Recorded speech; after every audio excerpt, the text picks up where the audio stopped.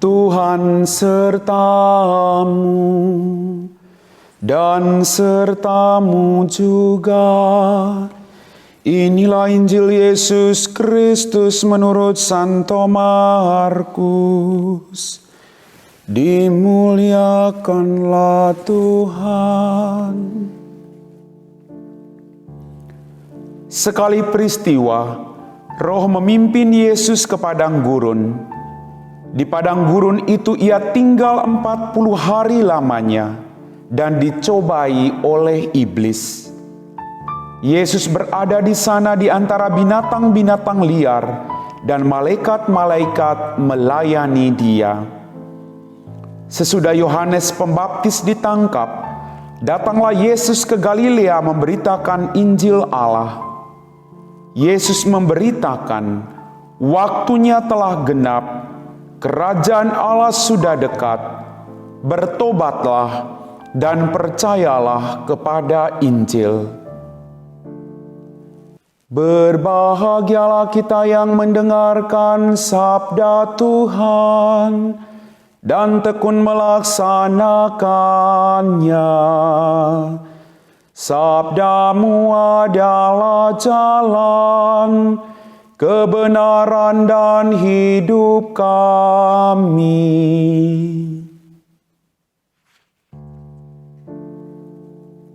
Bapak, Ibu, saudara-saudari, adik-adik kaum muda yang terkasih, apa kabar hari ini?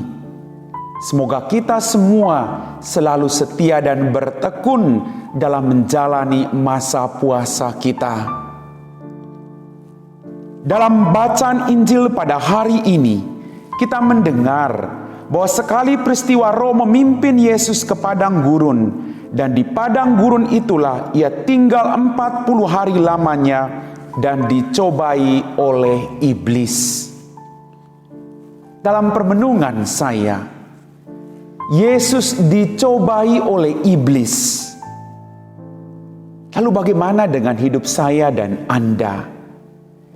Kadang kita berpikir, untuk apa melakukan pertobatan? Toh sebentar saya jatuh lagi dalam dosa. Saya sudah berjuang, tapi saya masih jatuh ke dalam dosa. Pertanyaan ini barangkali tidak hanya datang ke pikiran saya, tapi juga kepada pikiran Anda. Dan niat-niat yang kita bangun dalam kehidupan kita dalam masa prapaskah ini, kerap kita berjuang untuk mempertahankan, karena kita dihadapkan pada godaan-godaan, tawaran-tawaran duniawi yang kadang membawa kita jauh dari kehidupan kita dengan Tuhan. Bapak, Ibu, saudara-saudari, adik-adik kaum muda yang terkasih, Yesus tetap setia ketika dia digodai di padang gurun. Kita juga bisa setia kalau kita tidak mengandalkan kekuatan diri kita sendiri. Yesus selalu mengandalkan kekuatan dari Bapanya yang di surga. Kita belajar dari sikap ini agar kita bisa mengalahkan segala keinginan-keinginan jahat yang datang dalam kehidupan kita. Bapak, Ibu, saudara-saudari, adik-adik kaum muda yang terkasih, bertobatlah dan percayalah kepada Injil. Kata Yesus, kita harus bertobat. Injil adalah kabar gembira tentang kerahiman dan belas kasih Tuhan yang tak berkesudahan dalam kehidupan kita semua. Maka undangan pertobatan yang diwartakan atau ditawarkan oleh Yesus berarti mempercayakan hidup pada kerahiman dan belas kasih Allah. Hanya dengan menyerahkan diri kita kepada Allah yang berbelas kasih itu, maka jalan pertobatan kita akan berarti dan bermakna. Sekali lagi, kita tidak bisa berjuang sendiri. Kita harus juga mengandalkan Tuhan dalam masa prapaskah ini, dalam masa puasa kita. agar kita boleh memperoleh belas kasih Tuhan dalam kehidupan kita masing-masing. Prapaskah itu bukan soal aku yang harus berjuang supaya semua serba sempurna, supaya saya jangan jatuh dalam kuasa kegelapan, melainkan Allah yang berbelas kasih itu, Dia yang berjuang bersama-sama dengan kita, dan Dialah yang akan mengubah hidup saya dan Anda. Dialah yang akan menolong saya dan Anda dalam melakukan pertobatan kita masing-masing.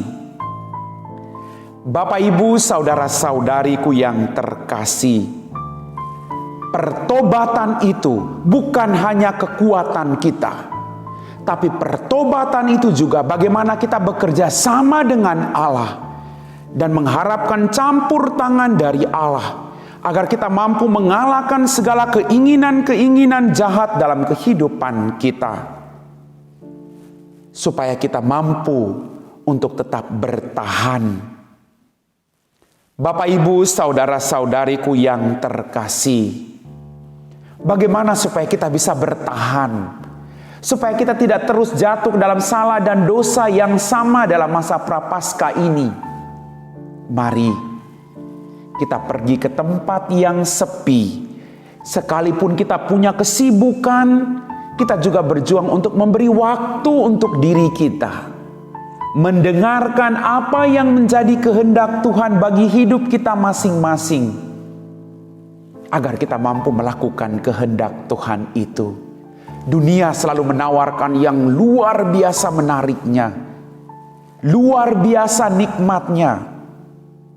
Tapi jangan sampai tawaran-tawaran duniawi itu akhirnya membawa kita semakin jauh daripada Tuhan. Masa pertobatan yang diberikan oleh gereja, dipersiapkan oleh gereja untuk kita, agar kita mampu mengekang segala keinginan manusiawi kita.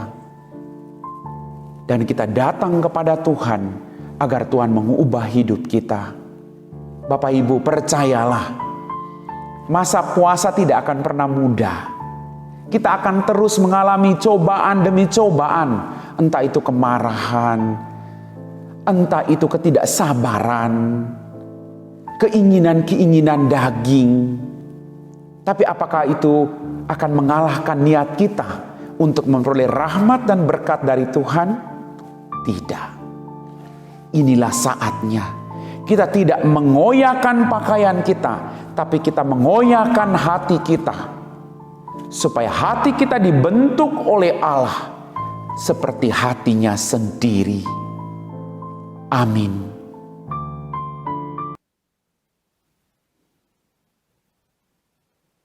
Marilah berdoa.